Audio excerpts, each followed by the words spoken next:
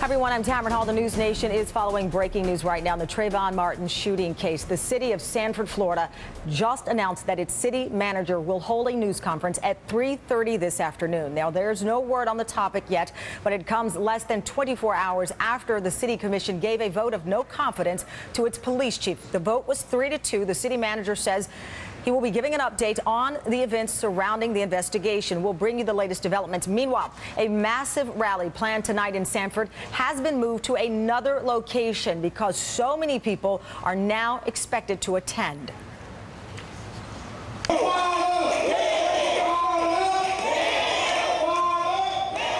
Now, those are pictures from Atlanta right before dozens of churchgoers packed buses bound for Sanford this morning. Tonight's rally, organized by the Reverend Al Sharpton, is expected to be so large, as I mentioned, it was moved to nearby park. Martin's parents, along with the Reverend Al, will meet with the U.S. Justice Department officials just hours before they rally. And just a short time ago, high school students in Miami, listen to this, they walked out of class to protest the shooting. It's been 25 days since the killing.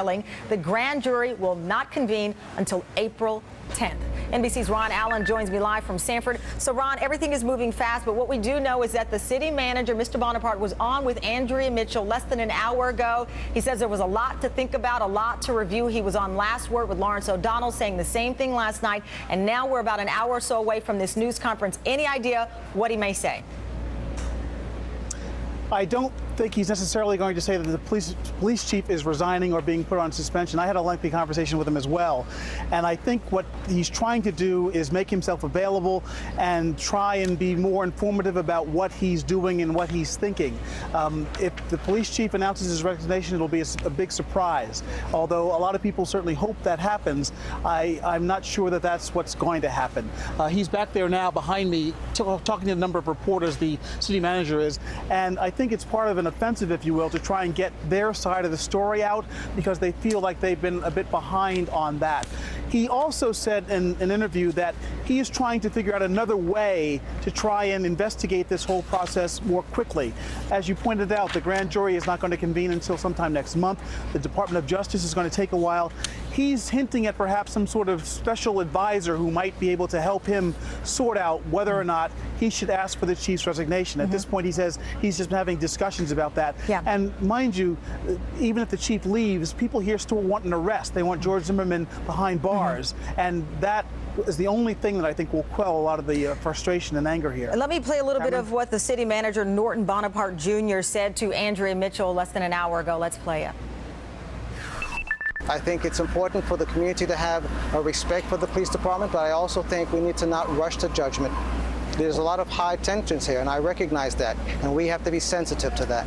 So, Ron, in the Miami Herald, one of the commissioners on the city council who gave this no confidence vote said, I never thought the chief was a racist or anything. It's more a lack of experience and a lack of leadership. He was on the job 10 months, according to the Herald. He made $102,000. He was brought in to clean up the department tainted by racial scandals. But what did they mean by this vote of no confidence beyond the words from that one commissioner? Well, there are 3 commissioners out of the 5 who want him to resign. It's as simple as that, but they don't have the legal authority to make that happen. The city manager is the only person who can do that, and that's what a vote of no confidence is. It's a very loud statement that we don't think you're up to the job for whatever reason.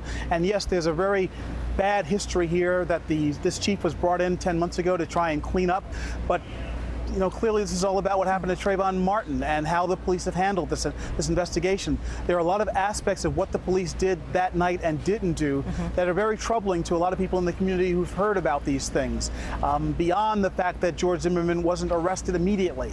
And that's why they feel that this cannot go forward with any credibility as long as this chief is on the job. All right. Thank you, Ron, for the latest from Sanford. Thank you. And Trayvon Martin's parents have said they believe without a doubt their son was targeted because of his race. But at a rally last night, his mother said she knows it's a bigger issue.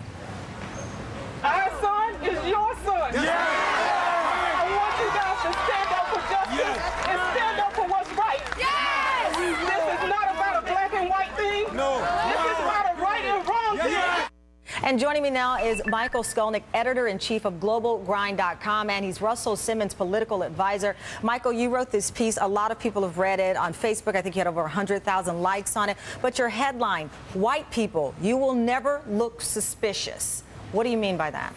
Well, on Sunday afternoon here in New York, I wore a black hoodie, a pair of jeans, and white tennis shoes, the same outfit that Trayvon Martin had on when he was shot killed.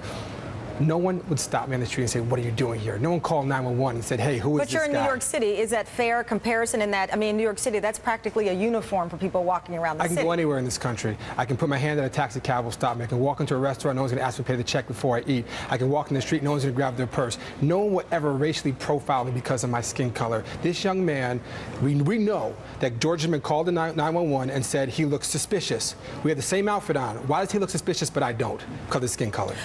You know, it's interesting, and we're showing this picture of the Hollister T-shirt that Trayvon is wearing. He's in football, and he's on a ski vacation with his parents. There's an article on the Daily Beast that points out, in a sense, you could not have picked a more perfect child for people to rally around in that clean cut. I mean, for people who don't know, Hollister, there's not a mall in America that does not have a Hollister store. That is where middle class kids go to get it's the Levi's, if you will, of their time. His picture skiing, you know, I'm going to keep it real here. There are a lot of people who don't even believe black people ski. He's on a middle-class vacation with his family skiing here. But yet we're still talking about how he, according to some people, could be the Emmett Till of his time, the Emmett Till of his time. But for whites watching this, and we can't generalize, we're not monolithic here, but what are people saying to you regarding the race of it when they say that they can't be suspicious because you're white? Sure. Here's what I'd say as a white man, right? We got choices to make. I'm privileged. I'm an American, I'm a man, and I'm white. I'm privileged.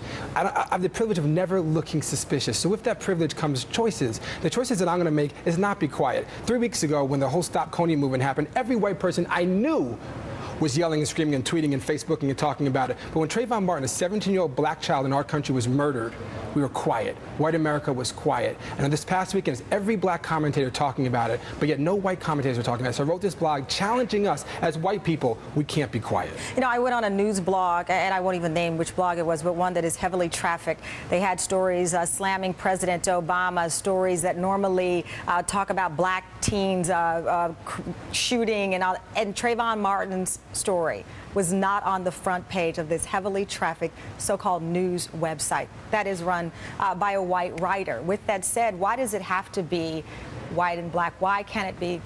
Let's look at the facts, as Trayvon's mother said, and it's about right and wrong. Because, Tamara, you know like I know, I won't come back here to talk about a young white kid who was shot.